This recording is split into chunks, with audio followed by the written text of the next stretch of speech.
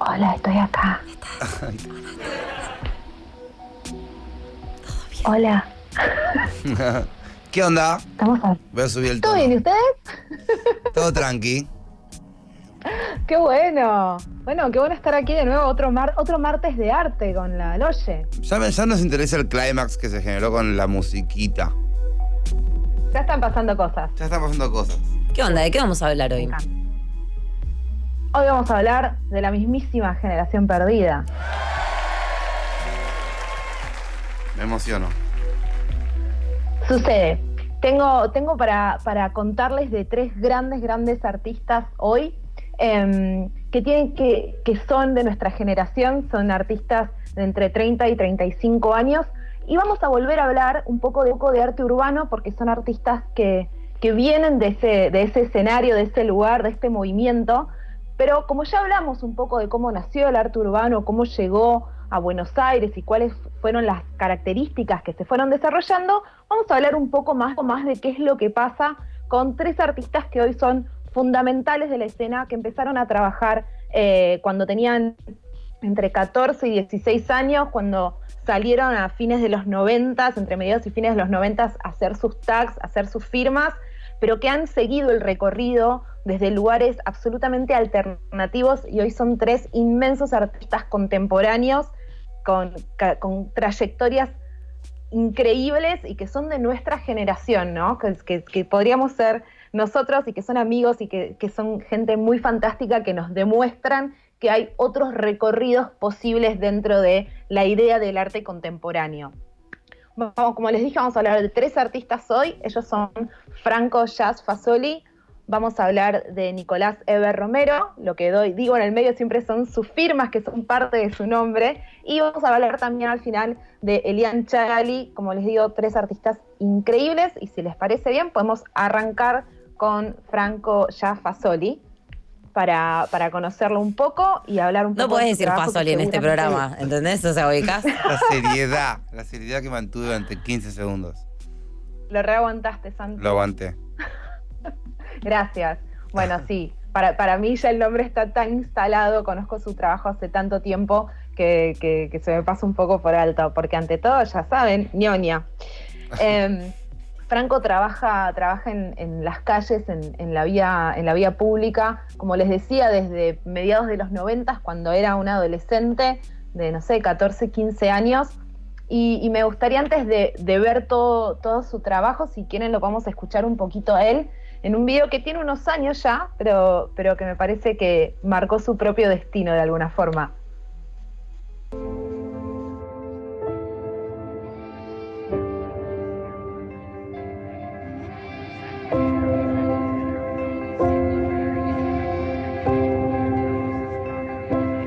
O sea, el rumbo siempre es incierto porque, por lo menos en mi personalidad, cambio bastante la forma de ver las cosas. Nunca me termino de casar con nada.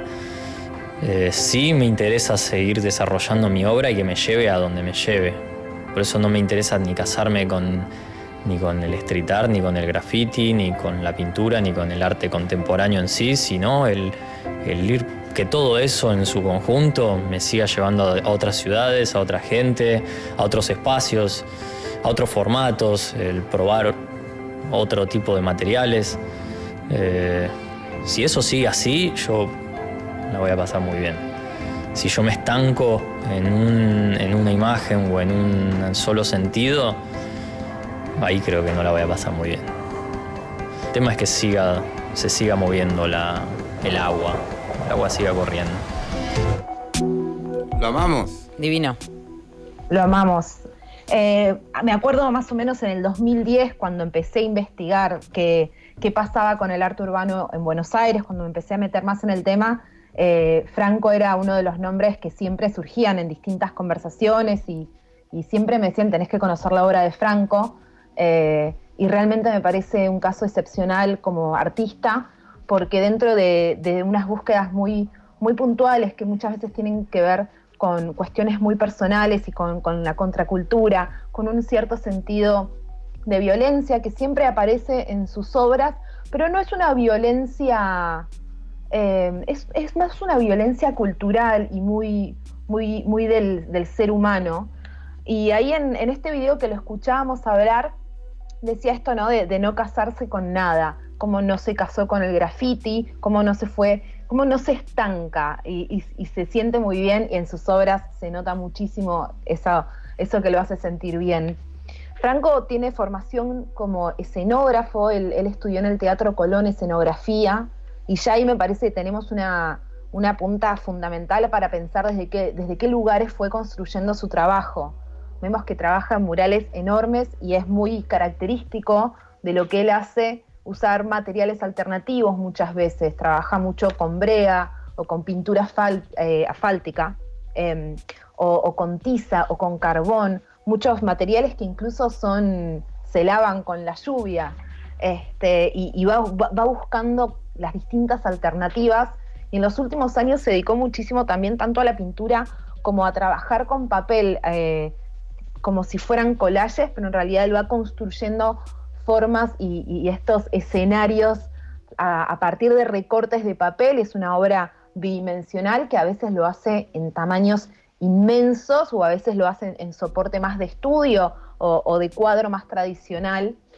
Y siempre trabaja mucho con esta idea de una cierta metamorfosis, ¿no? entre cuerpos humanos y cuerpos animales, en la fuerza, en esta idea, como les decía, de una cierta violencia. Pero también para Franco es muy importante pensar en los consumos culturales, en cuáles son las distintas culturas que atraviesan los distintos lugares donde fue mostrando y donde fue dejando plasmado su trabajo. Y incluso es divertido cómo cuando vemos varias obras de repente se van apareciendo algunas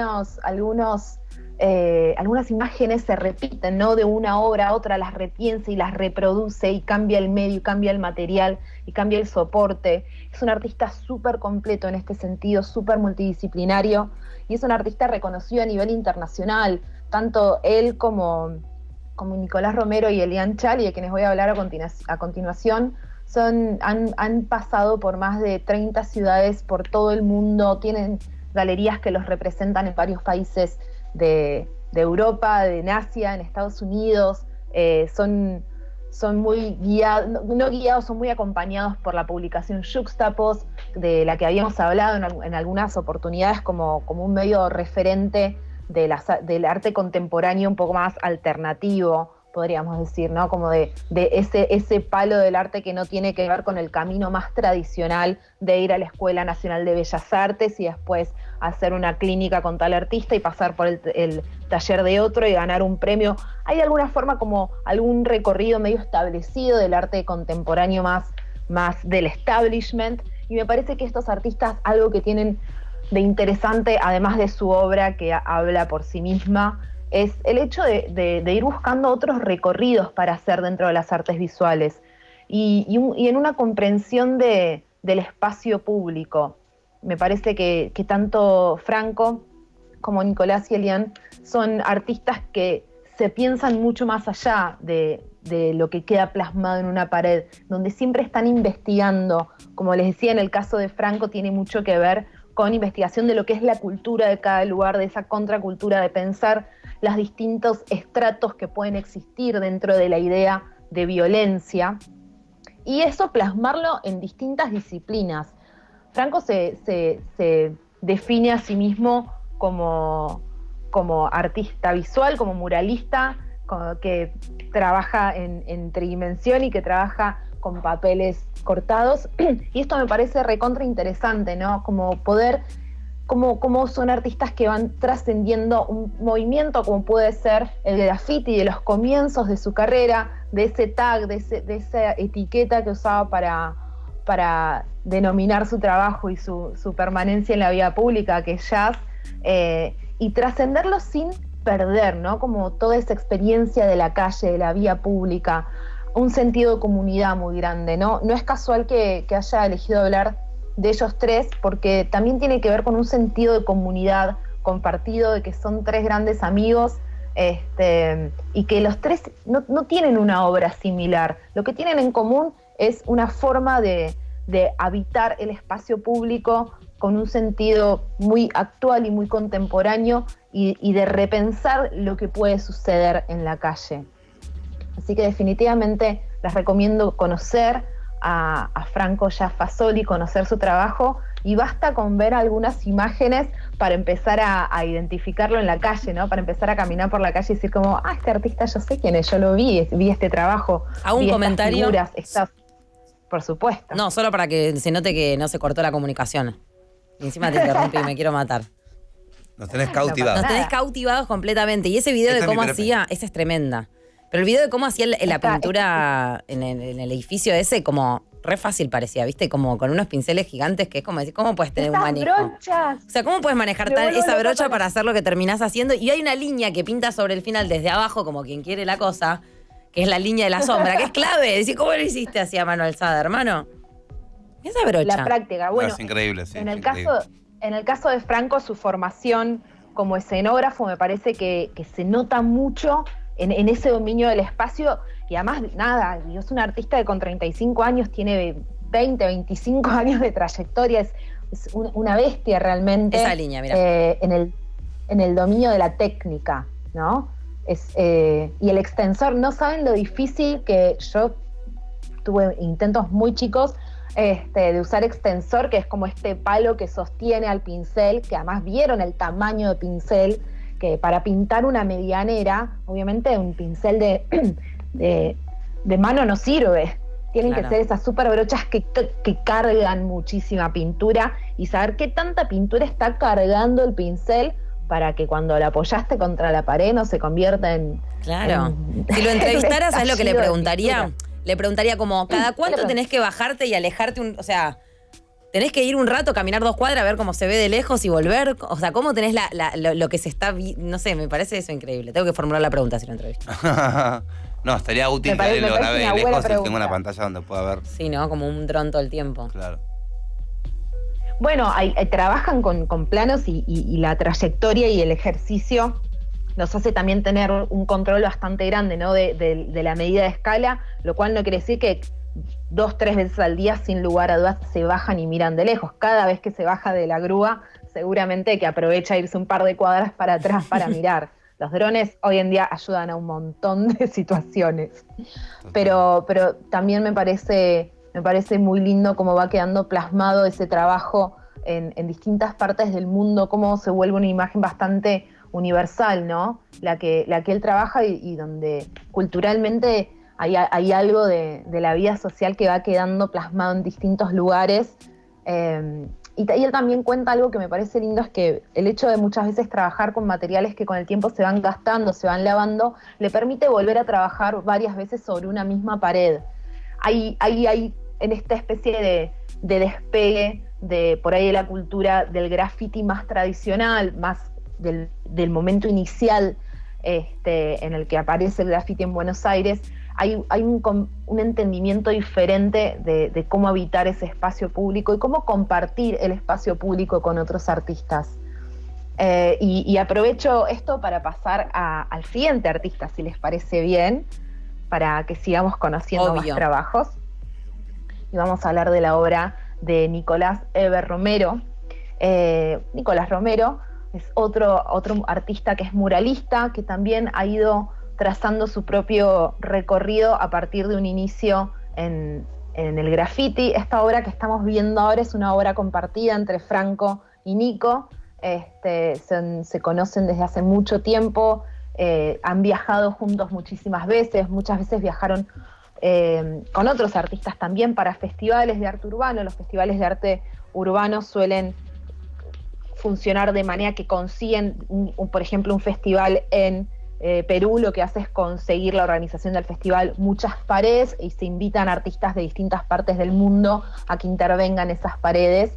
Y Nicolás va a pensar mucho sobre esta idea de lo que pasa cuando uno va y deja una imagen plasmada en una pared, ¿no? De cómo deja de pertenecer de alguna forma al artista. Esta obra que estamos viendo ahora es bastante reciente, esta obra de gatitos.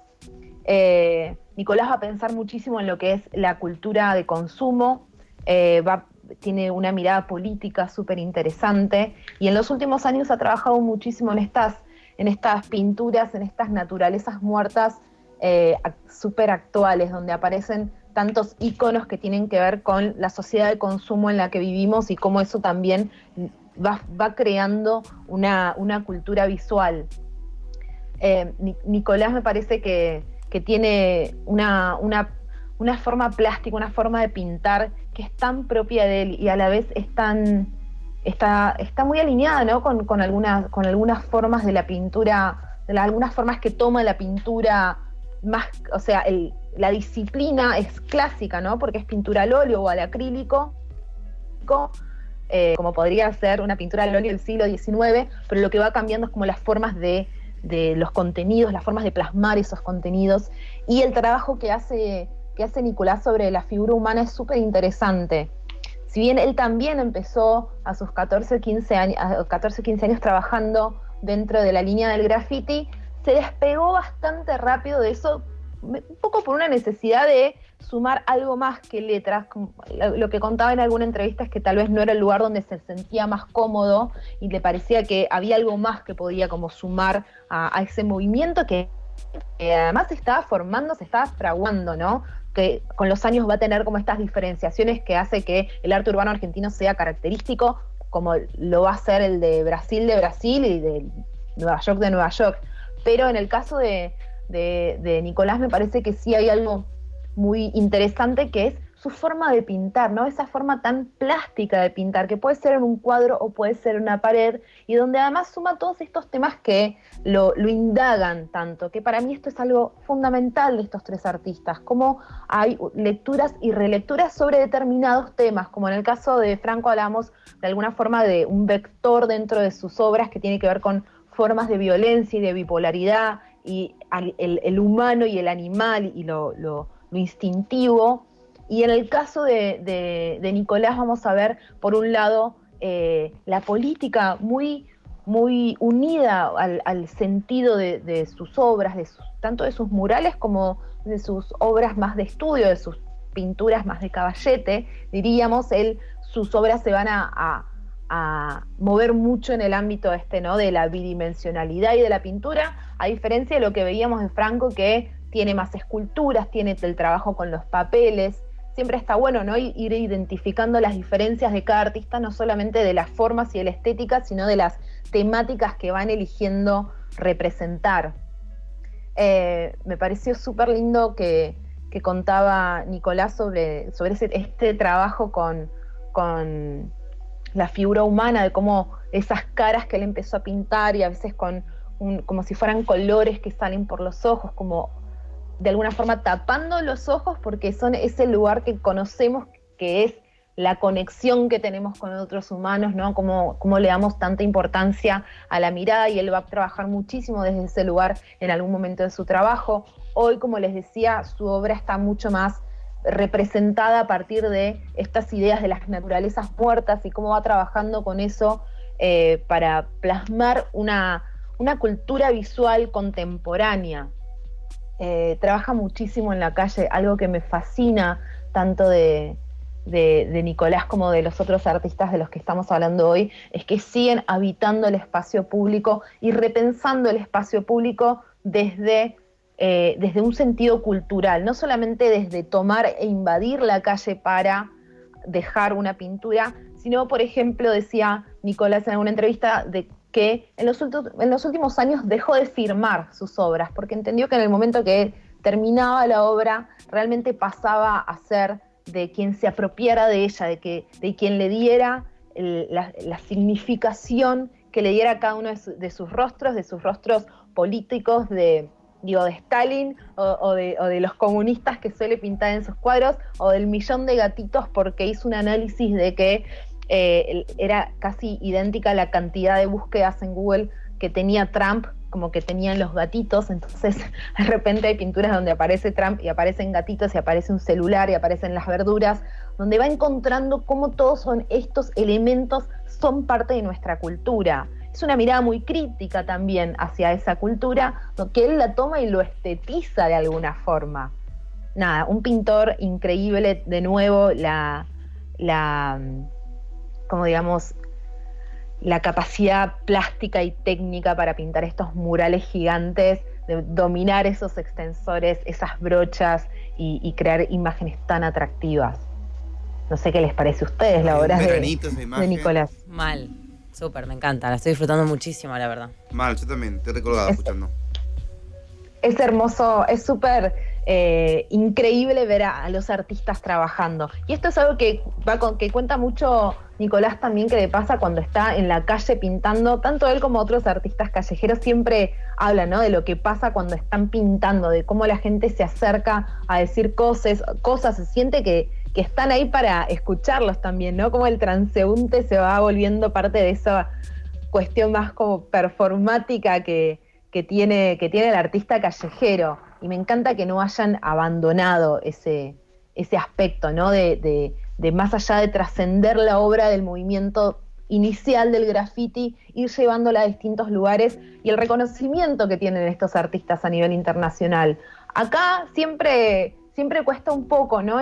Yo creo que en el escenario de las artes visuales, del arte contemporáneo, hay todavía todavía le falta actualizarse un poco a los lugares más establecidos o más oficiales respecto de cómo entender a estas manifestaciones urbanas que son tan propias y tan actuales y tan parte del arte contemporáneo, ¿no? Siempre son un poco los tabúes, el artista autodidacta o los artistas que no tienen formaciones tan tradicionales como otros, me parece que son como límites que todavía se tienen que ir rompiendo dentro del mundo del arte contemporáneo. Y bueno, obviamente quienes formamos parte de ese escenario tenemos un poco esa responsabilidad, ¿no? De ir encontrando las nuevas formas que va tomando. Y aprovecho esto para hablar de un último artista, si les parece bien. Dale, obvio, ¿eh? @LaBreuer, esta es la persona que está hablando, Mariel, la número 1, que de tanto dar clases y de ser tan buena profesora, me imagino, no lo sé porque no soy tu alumna, hay algo de que nos sentimos como en una, yo me siento como en esas clases donde amo todo y no quiero perder tiempo hablando. Y lo estoy perdiendo. Sí. Me encanta. Aguante.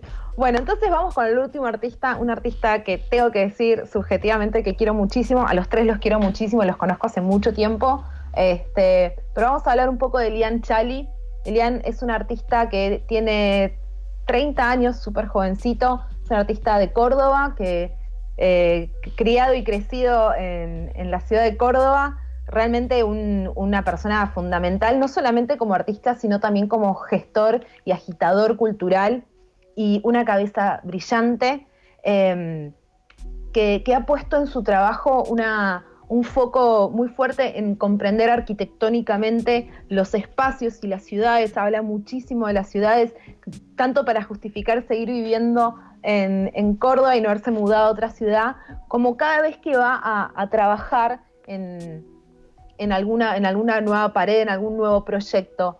Elian tiene no solamente todo este costado artístico y cómo él ha trascendido ese momento inicial del grafiti o del arte urbano, ha ido hacia un lado mucho más geométrico, y también me parece súper interesante un trabajo social, digamos social, no sé si es social la palabra, pero una serie de cuestionamientos respecto de la hegemonía de los cuerpos, y cuando empezó la cuarentena publicó su primera nota en Página 12 sobre cómo se resignificaba esta idea del encierro en el caso de cuerpos no hegemónicos y la discapacidad. Él tiene displasia ósea, una displasia ósea severa que lo hace ser un poco más bajo, a veces tener muchos dolores de cuerpo, y cómo ha repensado y usado eso como para su entendimiento de los contextos, el trabajo colectivo, los enormes equipos de gente con los que trabaja, y el reconocimiento a esa forma de trabajo, ¿no? Y para seguir haciendo obras monumentales, como vamos a ver. Pero antes de ver su trabajo, si quieren, lo podemos conocer un poco a Elian. Yo creo que el contexto donde está emplazada cada obra, al ser de sitio específico, cambia drásticamente, ¿no? No solamente el contexto sociopolítico, sino también climático, arquitectónico. Cada ciudad tiene tiene sus condicionantes, sus complementos, sus propios dispositivos, sus propias lógicas culturales. Va cambiando mucho. Sin duda, el contexto es algo que define la obra final siempre. Es un edificio emblemático de Córdoba, que por sus características arquitectónicas, donde está emplazado y demás, tiene una presencia muy importante. Para la escala urbana. Muy bueno. Lo amé realmente con esa tonada. Conquistó mi corazón. Totalmente.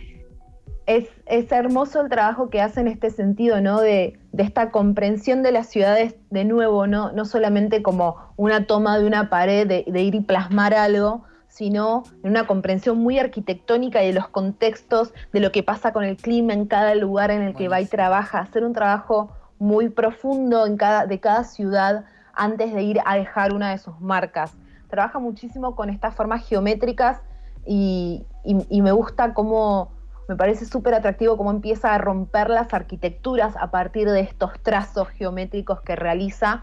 Esta obra que estamos viendo ahora es la vieja usina de Córdoba, que es este trabajo, este proyecto del que hablaba recién, y hay de alguna forma una brutalidad en el gesto, buenísimo, ¿no? Porque estas líneas y estas formas y las transparencias de los colores parecen por un lado llevarse puesta la arquitectura y trascender la pared y al mismo tiempo reivindicarla por completo. Hay como una especie de doble juego en lo que pasa entre, por un lado, una sutileza, porque si lo pensamos en el sentido de los murales urbanos que por ahí que veníamos viendo, ¿no? Estas figuras que por ahí son muy narrativas cuando aparecen figuras o ciertas formas que reconocemos, a veces sentimos que nos apabulla un poco el relato. En el caso de Elian, que trabaja con estas formas geométricas y estas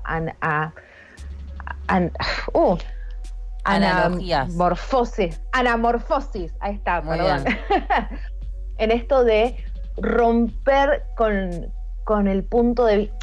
Esto es tremendo, porque eso parecía un diseño. ¿De dónde es esto? Es un diseño. Parecía como que estaba puesto como cuando te quieren vender una remera, pero no la estamparon todavía, ¿ubican? Sí. Que te muestran como el diseño gráfico sobre la remera. Claro, parece una proyección. Exacto. ¿Cómo rompe con la tridimensionalidad? Wow. Estudio, eso se logra con muchísimo estudio de cómo funciona el ojo, el punto de vista y cómo acceder a ese repensar las arquitecturas desde el lugar de la pintura, no solamente como soporte, porque en este caso esta casa no es simplemente el soporte de esa pintura, es tan parte de la pintura como claro, los y hay colores una plaza, qué capo, la ves perfecto sentadito en el banco de la plaza, qué lindo.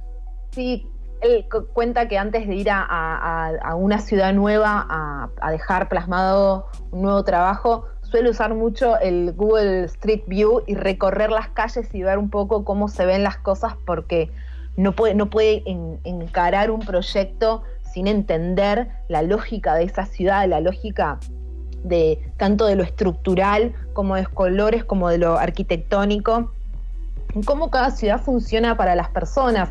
Elian es un gran estudioso, estudia muchísimo sobre cuestiones de género, sobre cuestiones sociopolíticas, viene de una casa, suele contar que viene de una casa donde la discusión política siempre estuvo muy presente y donde su trabajo me parece que paso a paso va como quebrando nuevos límites, ¿no? Desde los materiales que usa. Los colores, a veces pienso que cuando vemos estos colores principalmente primarios, ¿no? Rojo, azul, amarillo, un poco de verde, pero no vemos una paleta donde hay 100.000 colores. Creo que tiene que ver con esta dualidad entre un gesto muy simple, pero a la vez tan brutal como el que suele tener él, ¿no? Porque siempre está como los planos de color, esta idea de que lo que las obras nos narran y nos cuentan, a veces tiene que ver con una narración mucho más accesible, como podíamos ver por ahí en las obras de Franco, que no por eso es menos brutal, y a veces estos colores que interceptan en lo arquitectónico. Hizo muchísimos trabajos, siempre que aparecen obras nuevas de Elian, él tiene una carrera súper activa. El año pasado creo que estuvo arriba de 60 aviones viajando por todo el mundo. Es realmente increíble el trabajo que hace y cómo ha ido adaptando las ciudades a su forma de trabajo, a sus estéticas y cómo se adapta él a la ciudad y las ciudades se terminan como adaptando un poco a él. Es realmente increíble el trabajo que hace Lian, me parece es fundamental conocerlo, y cómo estos tres artistas desde estéticas absolutamente diferentes, desde modos distintos, han tenido una historia un poco paralela y compartida, ¿no? Por los tres venir de un escenario muy similar, de conocerse de muy chicos y de atravesar juntos, ¿no? Este desarrollo que tiene el arte urbano en Buenos Aires, en Argentina en realidad, ¿no? Porque estamos hablando de Lian, que es de Córdoba, y cómo se va haciendo un movimiento tan autóctono en estas formas, ¿no? Como nuestros artistas trascienden mucho de lo que es, en estos casos, fundamental, trascender a la lata al aerosol, ¿no? Que es como la técnica principal y básica de cada vez que pensamos en arte urbano, nos imaginamos la lata, y acá vimos tres artistas que trabajan con otros materiales, con otras formas, que trabajan mucho más con el látex, con murales que van teniendo distintas funciones en la ciudad y donde se van repensando temas, donde se piensan cuestiones sociopolíticas, cuestiones que tienen que ver con la vida de las personas que habitan esos lugares que ellos intervienen. Nada, tres artistas inmensos, hermosos. Un aplauso. Un aplauso. Bien. Ay, qué honor. Increíble. Nada increíble. para agregar, increíble. Nada para agregar. Arroba la Breuer. Eso, háganos quedar bien. Arroba la Breuer. Háganos quedar bien, por favor. Y La si lo verdad que la quieren rompiste hoy. ver otra vez, si quieren ver la parte 1 de esta columna que ocurrió hace pocos partes también, lo pueden encontrar en nuestro canal de YouTube en Generación Perdida. Y así también todas las columnas de la Breuer, que dicen por ahí que en las oficinas cuesta escuchar Generación Perdida, pero el momento que no cuesta para que escuche toda la oficina y le guste a todos es el momento de la Breuer. Así andan diciendo por ahí. Te queremos. Gracias siempre. Yo las quiero a ustedes, gracias, chiquis. ¿Te gustó?